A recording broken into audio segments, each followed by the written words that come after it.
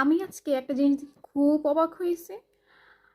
আপনারাও দেখলে অবাক হবেন। আমরা খুব বেশি জানি যে বন্যার সময় কি পরিমাণ টান ওঠানো হয়েছে টিএসসিতে। লাইন ধরে টাকা ওঠানো হয়েছে, খাবার সামগ্রী ওঠানো হয়েছে, তারপরে জামা কাপড় ওঠানো হয়েছে। তো এই খাবারগুলো সবটাই কি তাদের কাছে পৌঁছেছে? একদমই না। টাকা ওঠানোর সময় সবাই টাকা উঠাইতে পারছে, খাবার ওঠানোর সময় সবাই খাবার উঠাইতে পারছে, কিন্তু এখন ওদের কাছে পৌঁছায় দেওয়ার মতো মানুষ নাই। খাবারগুলো নষ্ট হইতেছে।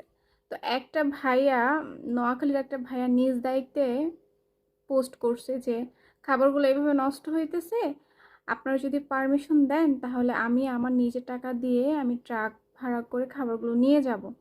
এবার বুঝেন, বৃষ্টিতে খাবারগুলো নষ্ট হইতেছে, ভিজতেছে।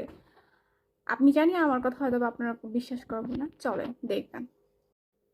এই যে দেখেন, ভাইয়াটা পোস্ট করছে যে সংগৃহীত বিভিন্ন ত্রাণ সামগ্রী দিনের পর দিন মাঠে এভাবে পড়ে আছে।